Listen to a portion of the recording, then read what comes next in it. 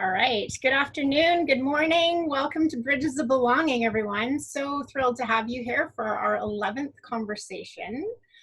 These have been really rich, meaningful conversations each week, and I know that Marc and Allison are going to continue that tradition this week. It's going to be a great conversation.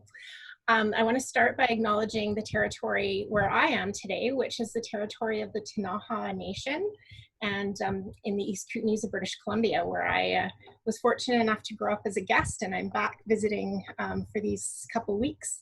And I just love to play in the mountains here, and so grateful that they've been such incredible stewards of this land over centuries, so that we have that opportunity. And I know many of you are in other places across the country, so I hope you can take a moment today to either acknowledge the territory or learn about the territory you're on and pay that respect forward. I also want to just highlight that we are on Zoom. The session is being recorded, and so by being on, you are acknowledging that. And we will encourage people to ask questions in the chat box as we get a little bit further along in the discussion today. So welcome again, and welcome to Allison and to Marc. This is a really exciting opportunity to work with both of you and to have, I think, is going to be a pretty interesting conversation, because I know we have some really shared passion areas. I always start with a reading, and so I'm going to start with a reading today. I usually show a book. I don't have this book, but the author is David Whyte, and he is a poet from the UK. And this poem is from his book, Everything is Waiting for You. And this is his words. Your great mistake is to act the drama as if you were alone, as if life were progressive and cunning crime with no witness to the tiny hidden transgressions. To feel abandoned is to deny the intimacy of your surroundings. Surely, even you, at times, have felt the ground array. The swelling presence and the chorus crowding out your solo voice. You must note the way the soap dish enables you, or the window latches grant you freedom. Alertness is the hidden discipline of familiarity. The stairs are your mentor of things to come. The doors have always been there to frighten you and invite you. And the tiny speaker in the phone is your dream ladder to divinity. Put down the weight of your aloneness and ease into the conversation. The kettle is singing, even as it pours you a drink. The cooking pots have left their arrogant aloofness and seen the good in you at last. All the birds and creatures of the world are unutterably themselves. Everything is waiting for you. So all about coming together, finding that opportunity. So I'm going to start by introducing our two speakers today. Marc really starts with a belief that belonging is where people feel invited, welcome, and included. It's the cornerstone for an inclusive society. And Marc is on a journey to shake up the status quo in sports and recreation, to refocus attention to people and inclusion rather than structure. He has over 20 years building inclusive programs and communities through his work in senior leadership roles in higher education, sport and recreation, and community development. Utilizing a belonging framework for program delivery, Marc removed barriers and negotiated constraints to realize participant growth in recreation programs, in one instance from 11,000 to over 30,000 participants per year. So I think Marc's wealth of experience paired with the work that Allison does, which I'm going to tell you a little bit more about, is going to be pretty exciting. So Allison is an experienced nonprofit leader with a passion for social innovation that challenges the status quo. As the CEO of Canadian and Women in Sport, Allison is committed to achieving gender equity in society through the power of sport. She works extensively with organizations, governments, and leaders to build knowledge, change attitudes, and develop capacity to create an equitable, inclusive Canadian sport and physical activity system. Previously, Allison spent a decade as a senior leader in a global youth empowerment organization, where she helped to rapidly scale the organization's impact around the world. Allison lives by the motto that our greatest potential lives just outside our comfort zone, which I thoroughly love, because I feel like I live my whole life outside my comfort zone. I think it was on our talk last week, one of the speakers said, Fake it till you make it. I was like, absolutely. So Allison, we're gonna flip it over to you to kick us off and share a little bit more about yourself, and then we'll move over to Marc. So welcome. Thank you so much, Marc. I'm taking notes from you on how to write a bio. I loved that you started with such a powerful why. Okay, because this is a bit of a personal conversation, I'm gonna start with personal insights into me, and then a little bit more about Canadian women's sport. Andrea, you keep time on me, okay? So really quickly, who am I? I'm a mom of 2 young boys. I'm a sister, a wife, mother, or daughter, all of those things. I'm a farm girl from northeastern Alberta. Grew up in a very rural environment, one that I love to return to ground me, although I've spent the last 17 years in Toronto and now more recently Calgary. I have a lifelong passion for social justice. This showed up very early. I think as soon as I was writing and handing in assignments, I was writing about environmental destruction and genocides in Africa and Rwanda and all of the different things going on in the world. And that translated for me into a career in the nonprofit space and in social impact work. Sport has been a thread for me, sport and physical activity generally have been a thread for me throughout that, and a place where I found real belonging, and was a really powerful force in shaping my identity and creating community for me. And for the past 4 years, I've been expressing all of these interconnected interests and identity pieces through my work with Canadian women in sport, which was formerly known as CAUSE. Many people would know it best as that, up until this spring when we rebranded. And so the work there has been really fascinating. And what brought me to it was not merely an appreciation for sport and an interest in working in the sports system, because until that point I hadn't, and the sports system as it's kind of conceived of was relatively unfamiliar to me. I knew it as a participant, not as an administrator. But I was drawn to the role because certainly the reputation of the organization was truly fantastic. It's so well respected and regarded. But for me personally, it offered a vehicle for me to create social change through sport, and with a focus on women and a focus on underrepresented groups. And I felt like that was going to be a really exciting and relevant and powerful vehicle to try to express my interests and affect the sort of change I wanted to see in the world. So I'm not a sport for sport person. I am very much in what sport does. I'm invested in what sport does for people, for communities, and for our country writ large. And particularly wearing this hat, it's with a focus on women and girls, all women and girls, and using sport as a vehicle to achieve equity in society more broadly, because we know how sport can create opportunities for people and pathways for them to realize their full potential. We also know that sport is a very effective way of shifting societal norms and expectations around the roles that people are perceived to be able to play. The women, it started as, in the early 1900s, women playing sports, and how that really opened people's eyes to the fact that women were actual physical beings. And it's, evolved from there to support women having rights in many areas of our communities, but also even more recently, the fantastic rugby players in 2016 at Rio, how that changed people's impressions of how strong and powerful and tough and women can be too. So we really believe that gender equity, one, builds better sport. It builds more inclusive sport, more sustainable, effective sport. But that better sport, more inclusive sport, builds a better society. And so that's the work that I wake up to do every day. It's what motivates me, and we're focused on that as core impact. I'll wrap it up there. We can dive into more as we go through.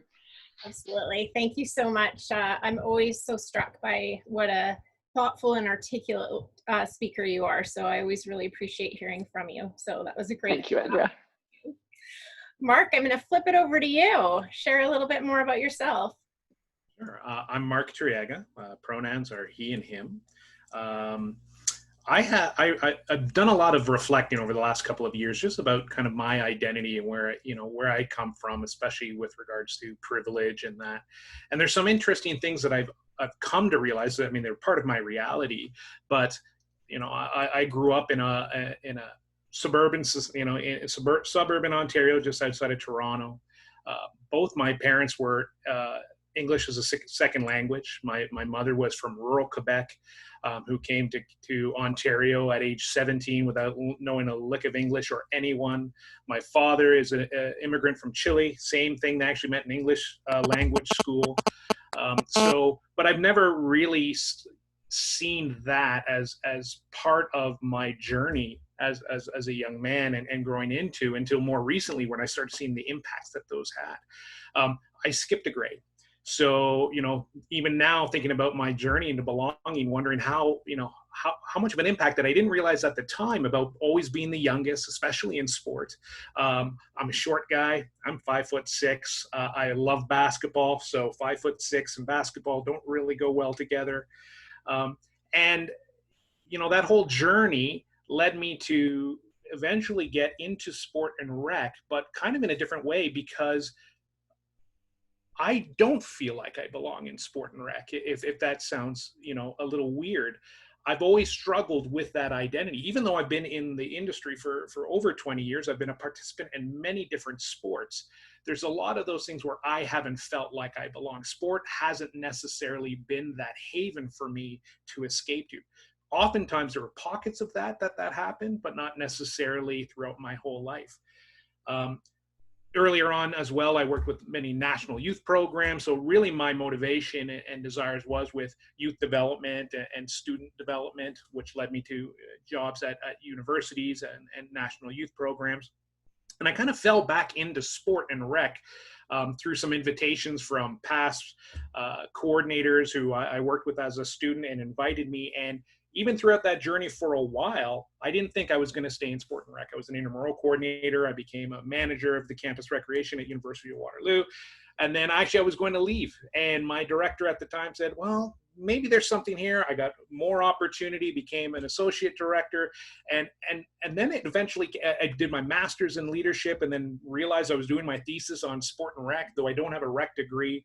And eventually I just kind of, wow, okay, I'm a sport and rec guy now. Like it's just, and started to embrace that and understood that. And so that was kind of the second half of my career is finding where I belong in sport and rec and where my voice comes from. And so part of my experiences led me through different institutions to working at a community center here in the Northeast in Calgary to kind of questioning what my impact was and what changes are we seeing, and eventually led me to starting Bonobo, where through conversations of so many across Calgary and Alberta and even Ontario of trying to find out where I belong in this industry, because I felt like my voice and the challenges of trying to create systemic change was being thwarted or blocked by the institutions and organizations I was working for.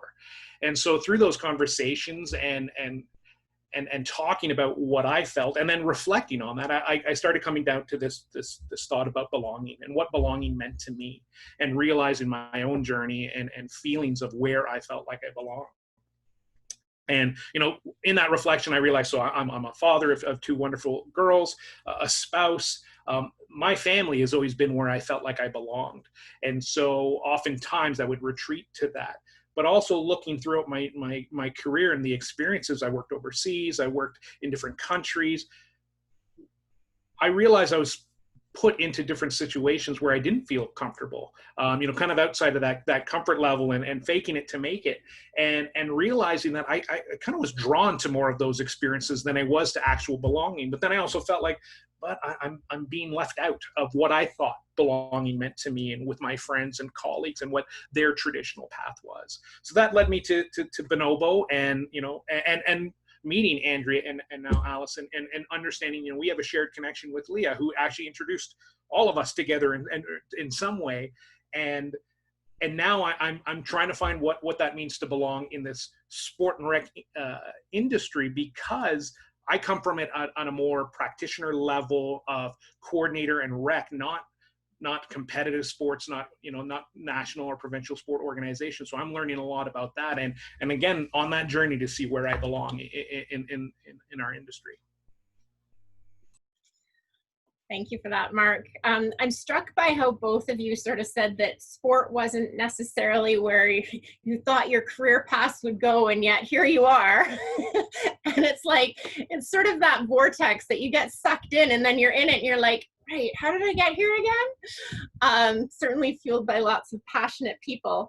Allison, I'm going to flip it back to you. So maybe talk a little bit about that. Like, you didn't work in sport, but sport was sort of part of your journey. But like, how did it feel when you landed here, and how did you start to feel comfortable in belonging as part of sort of the sport ecosystem? Oh, that's a great question. And I have to say, Mark, your comment about running intramurals, so I was a high school athlete, in my small town. I was a big shot, small pond, but really loved it. And when I went to university, I didn't study, well, it would have been phys ed then, but kinesiology or whatever. I was poli-sci. My path was totally to do with like international relations, international development, that sort of work. But I worked for 4 years at campus rec, and at the University of Alberta. It was my, pretty much first home on campus when I wasn't in class.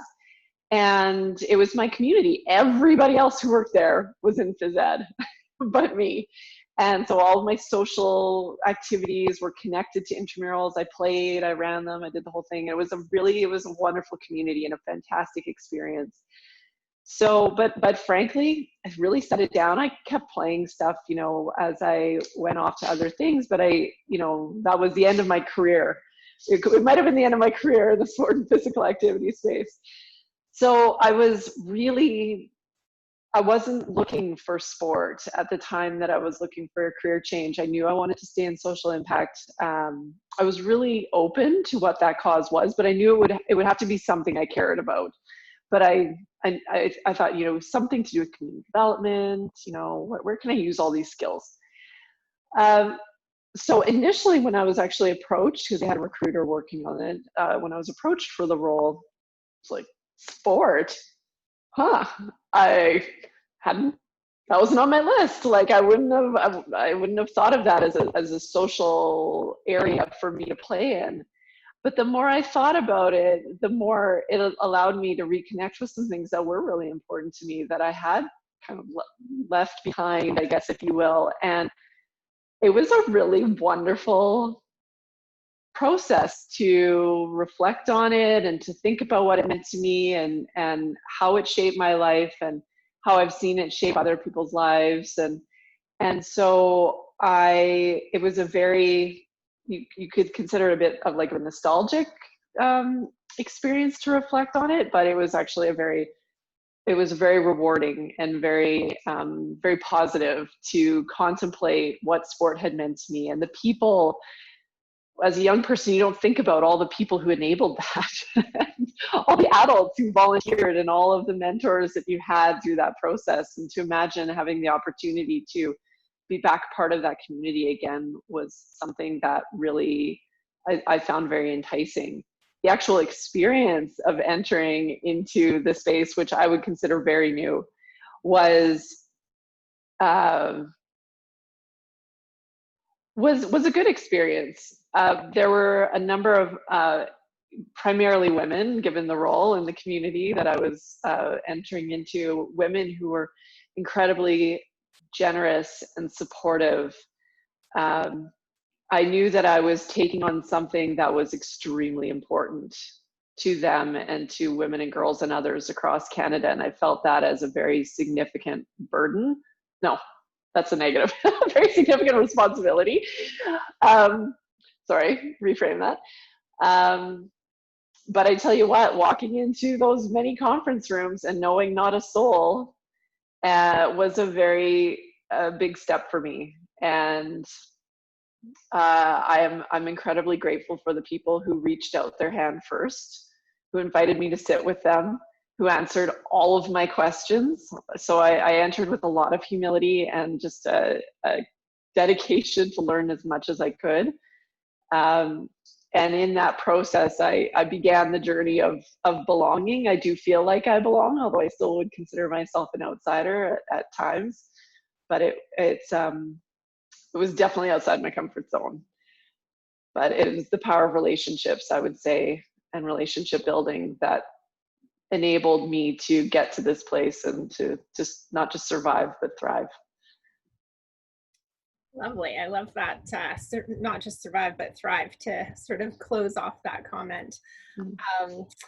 Yeah, it's interesting. I was reflecting as I asked that question sort of on my entree into the sport world. And I also had some very kind, generous women who reached out and kind of invited me in and helped connect me. And it made such a huge difference in how I entered the sport space. And still, most of the people that I've really gravitated towards and have supported me in the sports space have been women, which has been an amazing network to have. So, and I think, you know, a lot in part to the conversations that Canadian Women in Sport brings up and how we talk about the need to support other women and sponsor and mentor and champion that work. So that's kudos back to Canadian Women in Sport and the many that have built that organization over the years. So I know we rest on the shoulders of those that have gone before us. So Marc, I'm going to flip it over to you to ask kind of a similar question around sort of, you know, you're kind of new-ish entering the sport space in some ways, although I would certainly say sport and rec are a strong continuum. So tell us a little bit about that. You talked about some common connection points, which have connected all of us today. So how's that journey gone for you? Sure. I actually want to touch on what you both have kind of spoke about, and that's the power of the invitation. And that's kind of it is one of my three tenets of belonging, is that when participants feel invited, welcome, and included, that's when the belonging happens, and that's when you start seeing equity, diversity, inclusion happen. And so, you know, very similar, I got into my roles through invitations. I got into Intramurals. I played as a student, but I remember very clearly in second year university, I was sitting with a roommate doing nothing because my schedule wasn't very big and he just said, interestingly enough, would you like to get hooked on crack? Crack was the Campus Rec Advisory Council. So that was their fun way of introducing that. And I basically said, sure, why not? So I went to this advisory council as this was a student committee member. And from there, one of that was sitting on that committee was the intramural coordinator at the time. And he said, hey, you like basketball? You want to run the basketball league? And I went, okay. And so then I got that experience. And when I reflect on that invitation, so many of the opportunities that were, and part of that I understand comes from a sense of privilege, but it's through those relationships when people were saying, hey, you know, do you want to be a part of this? And I saw that as the success with, you know, the program development and the participant increase that we created in Campus Rec was about the power of the invitation. We didn't actually do a lot of advertising because we know that the power, you know, just because I put basketball league, you know, this day and time, register here, that's only going to speak to a very small portion of those that are interested and motivated to go through that process. And those have already been indoctrinated in sport and rec. And what I saw and reflected was, well, you know, we saw participation rates skyrocket when coordinators and student staff and student leaders and participants were encouraged and intentionally asked to be that invitation. And so we started to see that was a sense of belonging that we were creating. And then I think about, again, down my journey of, I got involved with an organization called NERSA, which is the National Intramural Rec and Sport Association for North America. And again, through that invitation of people saying, hey, have you thought about this? Or why don't you come be a part of that? It really has expanded my opportunities, even, kind of broke my tunnel vision of what I thought was possible. And so when I think about now, I'm getting so many of those invitations from the wonderful leaders in sport and rec across the country who are connecting and saying, hey, you should talk to, or let me introduce you to. And if we can harness that power of invitation, not only through the sector, in leadership positions, but think about from a participant-centric view of how are we inviting our participants to the sport and rec journey, whatever that may be for them. And I think often right now, the challenge is, and Andrea introduced this term to me, the systemic elimination of sport, is that invitation becomes fewer and fewer or more focused, that if you don't have the right skill set, if you're not the right body type, if you don't have the resources, if you don't have the commitment, that invitation is slowly being rescinded until the participants don't feel like they belong anymore. And, when I think about the work now and what I'm looking to do, and I'm hoping, and I know we will, Allison, we'll talk about this afterwards, but, after reading the rallying report and seeing belonging as one of the main factors and going through the recommendations and all that, the first thing I thought about was how are girls and young women and even adult women being invited to participate in a sport and rec experience where they feel like they belong, so that the competition level, the commitment, the skill level, whatever the social connections they want to make are being met. And that's where I feel we're lacking in the system and need growth, is to say, how are we going to create better invitations that are more than just a rec guide or a poster, or, there's a power in, when we think about, if we want more girls to be involved, that there's sisters and teachers and community members and leaders that are women in sports saying, hey, come play with me, and what that looks like. And so that's what I'm hoping to do in my work, is thinking about, how am I being invited in these spaces? And sometimes, we'll get people that are just bullhead, and they'll and I realize I have to do that sometimes. Well, I'm going to force my invitation because I feel like I need to be here. But, and that works to some degree. But if we have that holistic approach and say, no, how are we going to invite those people? And that's the first, I really believe the first journey into systemic change is thinking about who are we inviting, why are we inviting, and how are we inviting? And then the hard work happens of how do we welcome and include them, but that's the next step. Yeah, when you were speaking to that, it really struck me, sort of that humanizing piece, which, has surfaced so strongly over the last few months, in terms of how do we really think about who people are and what they need to be successful, and how do we sort of meet them where they're at. But it comes back to, for me, to starting with sort of where you're at. And so, Marc, why don't you kick us off telling us a little bit about sort of where you had to get to feel confident, comfortable, like you belonged enough to start to put your work out there in the world? Wow. I don't know I'm there yet. But, it's, and I don't want to feel like I'm sucking up, but it's people like you, Andrea, where you invited me, where you welcomed me and included me in conversations, and not even just coming on Bridges of Belonging, but through the check-ins and being, hey, how are you doing? And those are really important aspects for me to feel like I'm belonging, that I'm not just because I think that I'm not just a voice spouting what I think, because I feel that's how I felt in the other organizations I worked with.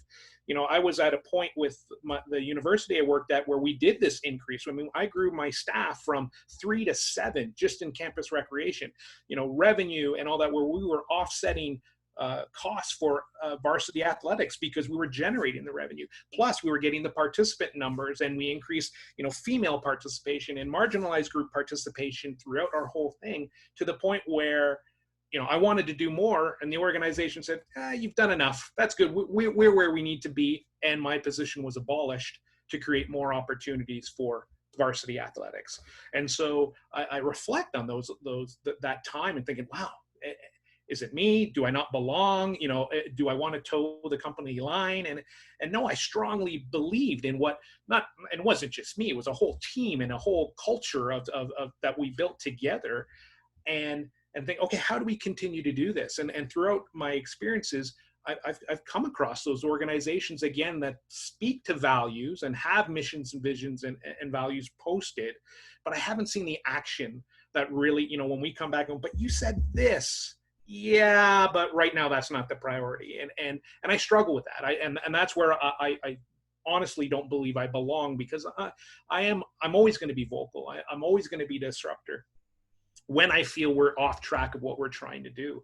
And so, I got a bit of an imposter syndrome right now, because I feel like I'm talking to, the CEO of Canadian Women in Sports. Like, this is, like I'm just a startup sort of idea.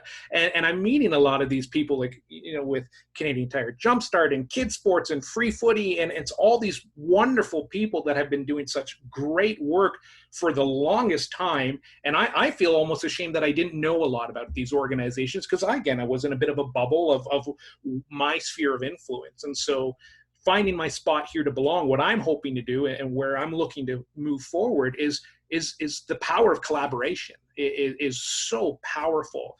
And I learned that halfway through my career, when I realized that success and all these goals we were achieving wasn't done in silos. It wasn't because of my leadership. It was because of everyone working together. It was, and not even just our department or our organization. It was working with other organizations and really true collaboration, not just a partnership, but being vulnerable and authentic and understanding that we were working together to build something new together. And I feel that maybe is the strength that I bring and the power that I bring into this industry, because I don't come from this from an athlete lens. I've never considered myself an athlete, ever.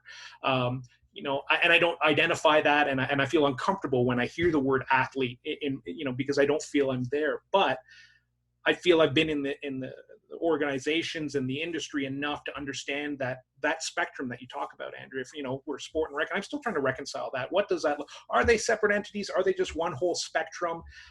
And the more I learn and talk with Sport for Life and ParticipantCentered and individuals actually on the ground doing grassroots work, I'm learning more and growing. So I feel like my sense of belonging right now is about learning and continuing my lifelong journey of being a lifelong learner to kind of frame what I want to do. And I know that I can have impact, by bringing this different lens of people over structure, where I think we are lacking, but I know there's so many great people out there doing that very same thing, maybe just not labeling it as such, and maybe not even identifying it as such, because it took me a while to reflect and understand that. And I think the more we can work together and champion each other and listen and empower, and it doesn't matter who gets the credit, it's about all of us working together to create that systemic change so that sport and rec becomes fully inclusive for all.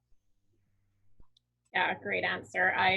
That participant-centered piece for me has been such an important piece for our systems to start focusing on, and we need to shift from that focus on systems to the participant. And you can sort of feel, like you said, like there's champions starting to really have that conversation in a meaningful way, but it's like, how do we all come together to really move it all forward? And Allison, I bet that you're in many similar conversations, so we're going to flip to you. You can build onto that, but also, that reflection on sort of self and your journey through, and how and what you've needed to feel like you belong in this sports space in your life. You've just changed cities. Tell us a little bit about your. So Marc's talked a bit about privilege, and I feel like I need to acknowledge that absolutely in this conversation. I mean, I'm white, I'm middle class, I have a graduate degree, I'm able-bodied, I'm cisgendered, I'm heterosexual. I mean, belonging comes way easier to me in our society than it does to most. And in reflecting on, moments where I felt like I didn't belong and moments where I felt like I really belong, things like that. I mean, I feel like they kind of pale in comparison to the stories that I hear from women who are working in the sports system and persevering against so much discrimination and obstacles and outright, attempts to exclude them. Not to mention, LGBTQ individuals who are always fighting for recognition and to be safe and welcomed in our space. And you can go on from there. So I think overall, just to touch on really quickly, kind of a personal journey of belonging that I've been on. I was I was a shy kid. I was introverted. I was, bullied for a number of years in school. And I think generally speaking, I engaged with the world for a long time in a very guarded fashion. I had this rich inner world and all kinds of passions and interests that I would share with basically only my family. And the experience of actually being in grad school was a very transformational one for me. And I think it's specifically the individuals that I was with, but also the program out at Dalhousie in international development. And I think it was the first time where I really let my guard down, and I showed up in a very authentic way and was rewarded for it in the friendships that I formed and the unconditional love and support that I received back. And that for me was a real inflection point in terms of giving me the courage to continue to do that, and knowing that I had people in my corner, that I did belong. Maybe not immediately, maybe not everywhere, but that I had those people in those spaces that weren't just my family, where I could find that sort of thing, and that it was okay to be who I was, which is to say, again, recognizing all the privileges that I have. So I think that, having gone through that, for me, the justice and the equity and the belonging work is not, it can be a bit of an intellectual exercise, but I think we all have something that we can draw on to really help us truly empathize with what it feels like to not belong, but also to not be able to be your true self. You may belong to an extent, but are you are you able to be vulnerable? Are you able to acknowledge all the different parts of yourselves and believe and trust that they will be valued and respected and supported? And I think we all have a duty to bring that value and respect to people, to support people to live lives with dignity, to support people to have their rights fulfilled, and at their essence to be heard and seen. And I know that there are people who've done that for me, and I want to be that person for other people. And I want to be an organization that creates that on a huge scale. But I'm constantly learning. I think the anti-racism, anti-oppression movement that has long existed, but I think has been brought more to our consciousness over the last number of months, has really challenged me and has led to a lot of introspection organizationally, personally, and I'm challenged by it, but I'm motivated by it as well, because I think this is an area where I have so much to learn about how you create belonging in a truly active and transformational way, and not in a not harming people way. So, not being a racist versus being anti-racist. And I think that's really at the core of what Women in Sport represents as an organization. And I'm really excited to keep moving along that journey of making sure that we embody that in everything that we do. That's awesome. I got to tune into most of the session this morning with She's for Sport and Canadian Women in Sport, and it was fantastic. It's just such rich conversations, and so incredible to just hear different voices. I mean, we, as well as I do, so many of the rooms we sit in, we look across and we're like, okay. This is a pretty homogenous group in general. Of course, there's diversity across the group, but we haven't elevated the voices that we need to elevate, and we have such an opportunity to do so. And I'm so excited when I saw that you were doing that speaker series, and it's just such an opportunity to elevate those voices and share them more broadly. I want to jump on a couple of things you said. So one, I'd love to hear a little bit more about your approach around sort of the transformational leadership, what role you see transparency playing in some of the work that we're doing, and how we sort of collaborate and work together to make some of the changes that we dream of. Well, you prompted some of my thinking on this in advance, so thank you. But you raised the topic of equity, and it gave me a chance to really just reflect on that again, because it's in everything that we do, and in some respects you can kind of just, it's sort of like the wallpaper, right? Like you don't think about it as much as you should.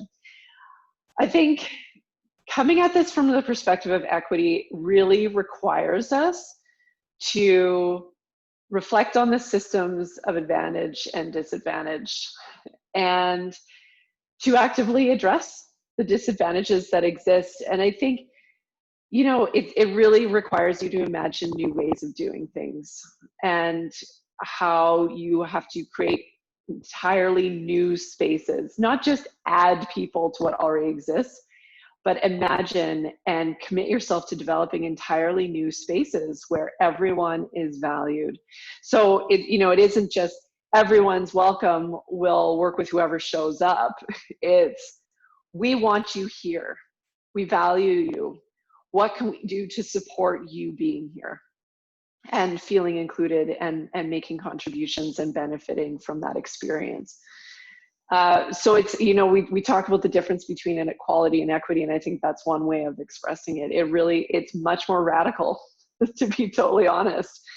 And those are tough conversations to have with the sports system, with people who are like, I'm the technical director. Like, tell me what I need to know about how I get more women out. Like, well, it's going to require some courage from you. And I think the transparency question is really interesting, and one that I've been thinking about a lot recently. And I think it comes down to the process matters as much or more than the outcomes. And a poor process, a non-inclusive process, a non-equitable process is going to produce poor outcomes, inequitable outcomes, and so I think that the more that we can really focus on the process and be transparent about how we work and how we're moving forward, who's there, who isn't there, we have to invite scrutiny. We have to be held accountable. And that's how you're going to get the best possible outcomes. So I think that's how I interpret your question, but I think that transparency doesn't come easily to a lot of organizations. It's not comfortable to invite scrutiny. It's not comfortable to be held accountable, but it's essential. Absolutely. And it's not necessarily something that's been the culture of our systems. And so it's this opportunity to kind of almost blow things up a little bit in terms of how we look at them, which is really scary for many. And, both of you have mentioned vulnerability at different points in this conversation, but we don't build a sports system that embraces vulnerability, really. We build one that, everyone's durable and you're going to go out and win medals. And it's like, well, yeah, but what about the other side of that? What about the messier side where you really need that vulnerability in order to make the strides, to build the better athlete or person to then do the things that we want them to do? Marc, I'm going to flip to you around the question about equity. Allison wove it so eloquently into her response, but I'm going to give you an opportunity to comment on that and sort of the way you're thinking about it and the work you're doing. Mm-hmm. For me, equity and diversity and inclusion and belonging again comes back to what I've said. It's people-centric. It's the participant-centric. And when we look at our systems and structure, they haven't been built in that way. And so, it's all well and good to invite people to the table, as we talk about. We'll just invite more people to the table. Well, whose table is it, right? It's a white, cisgender, privileged male table that was created, and we're inviting, oh, well, yeah, sure, you're invited, but we're not necessarily welcoming or including or collaborating in a way where those individuals and participants and leaders are co-creating that experience. They're just being wedged into the system that already exists. So what we need to do is, again, I feel, is break that system. That system is broken. And it's hard, exactly like Allison said about that vulnerability, is so many of the individuals in these positions don't necessarily see themselves as privileged, don't see the problem to what the current system, look, we're churning out these athletes and that. And so that's because the system outcomes are not people-centric. And so when we flip that and say, how can we make this more equitable for people? And we start asking the people-centric questions, then you start kind of really changing your lens and your focus. And I agree 1,000% with Allison. When you do it that way, you're going to see better outcomes and a stronger model and more people included, because right now, we have a small base and funneling it up like a pyramid when we should be inverting that. And the more people we can get up top, we're still going to get those elite athletes, but look at the benefits we're going to have at the top when we have it hopefully overflowing with people that are understanding the benefits. And I really reflected on my success in the fact that a lot of the experiences that I saw success in were because it was participant co-created. So I remember learning a long time ago, I tried to run a cricket league because I was at the University of Waterloo, a lot of international students, a lot of students with second generation Canadians. And so I thought, oh, great. And I tried to program an intramural league in the current structure, and then it failed. During registration, we had 2 teams, and I didn't understand. And until I brought in those teams that registered and started talking with them and understanding, again, I was imposing my system onto and structure onto this sport and participants that I really didn't know much about. I had some students teaching me the rules and understanding, but until I really opened up that space for them to be co-creators of the opportunity, well, it turned out that they created a cricket club. They ended up having 500 plus students participate in this club. They created tournaments and international tournaments where they played different country anthems and had us guess a whole new system that they created. All I needed to do was just support them where they needed to and get out of their way. And the more that we understand that that's how, the success and that inclusion aspect works, then we're going to start seeing that. Another thing we talked about is about being heard. And again, that's that idea of the invitation, welcoming, and included. So you can be invited to the space and you can be welcome. Oh, wait, I'm really happy you showed up and you're an important voice. But if they're not included, if their voice isn't actually being heard and their voice and their ideas and thoughts are, well, that's great, but that's, that doesn't fit what we're doing. Again, then you're going to see that lack of belonging and people eventually going out. And inclusion shouldn't be a checklist. And I've read a lot recently about that, unconscious bias training not being effective, because it really is for the organization to check off, yep, look how we're more inclusive, than it is for actual change towards the culture within the organization. And I think back to my experiences and where I didn't feel like I belong is kind of when I didn't feel like I could bring my authentic self to work. And so that has always resonated in me when I've led staff and I've led from, senior managers to, student leaders to referees and that whole spectrum. And I always made it intentional that those individuals could come and show up into the spaces and they could be their authentic selves, and they were able to co-create their journey at work and what that looked like.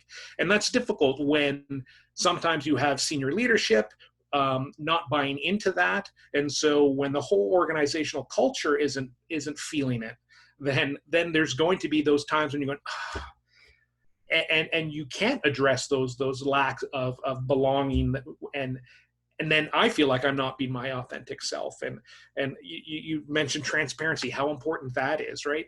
When people feel like they're being lied to or not, again, being included in what's happening, they don't feel like they belong. And that's like, why I'm so passionate about belonging now and what that looks like. Because I think with that framework, especially in sport and rec, when we think about that, so how are young people co-creating their experiences at practice and in the way that the culture of the team is organized, or when they show up to the why. And the other part is, who's helping them facilitate that experience? And so oftentimes that's put on a coach that doesn't necessarily have any background or training in fostering a sense of belonging. And then we go, well, why is that so bad? Well, because we didn't put any intentional aspects to training it, to measuring it. You know, I don't know many, Free Footy was a great example on a call that we had last week where they actually measure sense of belonging and have a series of questions for those participants. And I was like, that is amazing. Because we don't ask that of we don't look at success in our teams and our programs. We look at program registration numbers. We look at, you know, how many participants exceeded to the next level. We don't ask, why did you leave? And we don't measure that. And we don't say, oh, a lot of these participants, you know, if we look at girls in sport, because they feel like they don't belong, okay, well, next group of girls, as opposed to saying, well, what are we doing to combat this? What are we doing to make girls feel like they belong in sport and rec? And then making them co-creators of that experience and then changing and actually making that systemic change. And I'm very excited with the people that I've spoke to and the leaders, because I feel that there's a lot of people speaking and saying the same things and looking for that systemic change. Awesome. So we're, as always, we seem to run towards the end of our clock really quickly. We haven't had any questions in the chat box yet, so I'm just going to ask sort of one more question for each of you, and then we'll move to wrap-up comments, or you can embed your wrap-up comment within this next question. So, you know, both of you are leaders, passionate leaders, from everything we've heard today around sort of diversity, inclusion, equity, belonging. What's next? Where do you see this going? How do we move this conversation forward in Canada with the leadership to, you know, sort of challenge the systems and the structures that we're kind of feeling like we're butting heads against? How do we evolve? So I will maybe, Marc, you look like you're ready to go, so I'm just going to flip it to you. You know, I think that the really biggest step that we need to do is, and I saw a quick question in the chat about, you know, disability and inclusion, is we need to co-create these experiences with the groups that we're working and serving with. So if it's with disability, LGBTQ, whether it's girls in sport, whether it's with new Canadians, whatever that looks like, we need to include them, and we need to understand what their motivations are, what we can do to help create a system that makes them feel like they belong. We have to stop just, you know, adapting. It's not about adapting, it's about co-creating. It's about creating something new so that the system is built to be inclusive. And when we teach our practitioners and our leaders to ask those questions and to take it from that participant-centric view from any aspect, whether it's a parent, a participant, a coach, a national sport organization leader, a CEO, when we are asking those participant-centric questions, then we're going to get them to feel like they're included, and we're going to learn. And I think that's the biggest thing. We need to listen and we need to learn from these participants and their lived experiences, because they're important and we need to value them. And then say, okay, so what can we do to create that sense of belonging for whatever we're looking to do? Yeah, and I'm going to tack onto that. It's not just our participants, it's our people in our organizations as well, because that's, you know, a massive gap. It's like, how can we expect people to create spaces and places where participants belong when they probably don't feel like, in many cases, they belong in their organization? So I've certainly heard many, many stories about from that perspective. So Allison, I'm going to flip it to you and see where we go with this. It's a big question, and there's, I mean, systems change it's huge, in part because there's so much efficiency in the status quo, right? And when you're in a space with, you know, seemingly scarce resources, it's just, you want to kind of status quo plus a little improvement. It's kind of like what everybody's targeting. You know, I really have to echo what Marc said about being participant-centered and participant-led. I don't think we'll get radical change from within the establishment. I think we have to look outside of it, and we have to, again, not just center the participant, but also like support them lead it, much as the example you used, Marc, of the intramurals and cricket. So I think that I think that's where our innovation is going to come from. But the only way it will work is if we do it in a way that's really genuine and truly values and respects them as experts on their own experience and their own motivations and what they're looking for, and we actually listen to it and apply it. Another thing I would add is I think we need to change what we measure and what we reward as a system. Our system is very high performance oriented from the lowest levels. It's trophies, it's competition outcomes, it's wins and losses, and then that just translates up and up. And that's not to say that Paralympic and Olympic medals aren't worthy and desirable and something that we should strive for. But if it's the only thing we really measure, the only thing we talk about, the main narrative of our sports system, then we're missing a lot of other things that are going to tell us whether or not we're doing our job properly by Canadians and by all Canadians. And when you consider that this system is largely taxpayer funded and participant funded, you really have to wonder who are we serving? Who are our masters? And are we really serving them as well as we should? So minor thoughts on a major topic, but I appreciate the question. I love it.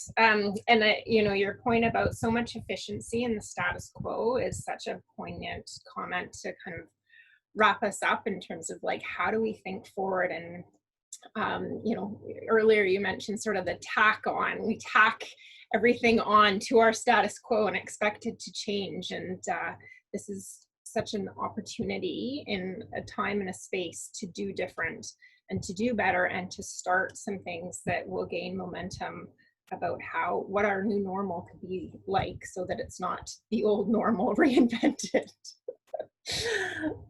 All right, I know we have a question in the chat box. We don't have time to dive into it. That is a big question, Paramita, so I appreciate it, but happy to share it and ask our panelists to either respond in the chat box now, or if you want to leave your email, we can send you a note afterwards. I do want to just wrap up by thanking both Allison and Marc so much for being here. It's just such a pleasure every time I get to work or interact with either of you, and so this was just a real gift to have you here today and to join in this conversation and to share the beauty of the work that you're doing in the world and the gifts that you bring to this world. So thank you both so much for saying yes and being part of this conversation. I also want to thank you for the invitation. No problem. Hopefully you felt like you belonged within the invitation. I'm going to just share next week's, 2 weeks panelists. We're doing Bridges of Belonging every 2 weeks. On August 11th, we have Charlene Krepovich from Via Sport and Ikem Opera from Ontario Trillium joining us. And again, that's going to be a super rich conversation. Charlene is just a really great visionary leader doing fantastic work in BC in terms of moving Via Sport forward and the sports system in BC forward. And Ikem is an unbelievable champion of equity, diversity, and inclusion and brings a really rich background in that space. So it's going to be fun. So thank you everyone for being here. Have a wonderful rest of your day and stay safe. And thank you again to Allison and Marc. Thanks so much, everyone. Thanks for joining.